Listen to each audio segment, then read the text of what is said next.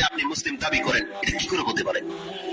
কে শিক্ষা দিয়েছে আপনাকে, বা কে আপনার মনের মধ্যে এই চিন্তা ঢুকিয়ে দিয়েছে যে আপনি নামাজ না পড়েও মুসলিম? এটা কোত্থেকে, এই ফতোয়াটা নিলেন কোত্থেকে, পেলেন কোথায়? এটা কোন হুজুর বলেছে? এটা কোন কিতাবে আছে? এটা আপনি কোরআনের কোন আয়াত পেয়ে গেছেন যার মাধ্যমে প্রমাণ হয়ে যাচ্ছে যে আমি বেনামাজি হলেও আল্লাহ আমাকে নাজাত দিয়ে দিবে? কোথায় আছে সেটা? সে হাদিসটা কোনটা যার উপরে ভিত্তি করে আপনি বেনামাজি হয়ে বসে আছেন? কে আপনাকে উদ্ধার করবে? মুহাম্মদ রাসূলুল্লাহ সাল্লাল্লাহু আলাইহি ওয়াসাল্লামের সাহাবীদেরকে আমি পেয়েছি তারা অন্য কোন ইবাদতকে ছেড়ে দেওয়াটাকে কুফরি মনে করতেন না। একমাত্র সালাত হচ্ছে এমন ইবাদত যেটা ছেড়ে দেওয়াটাকে তারা কুফরি মনে করতেন। এটা সমস্ত সাহাবীদের একটা টিম।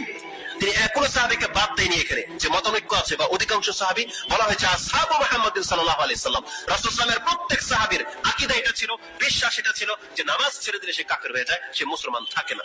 ওমর রাদিয়াল্লাহু তাআলা আনহু তিনি বলতেন লা হাজ্জা ফিল ইসলামি লিমান তারাকা সালাত, যেই ব্যক্তি সালাত ছেড়ে দিল, নামাজ পড়ে না, এই ব্যক্তির ইসলামে কোনো অংশ নাই। অন্যান্য ইবাদতগুলো আপনি ফলো করেন, সেগুলো কোনো এক ব্যক্তির জন্য ফরজ।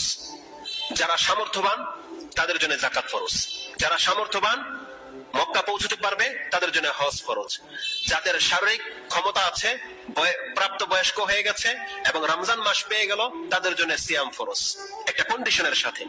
কিন্তু আপনি লক্ষ্য করে দেখেন সালাত এমন একটা ইবাদত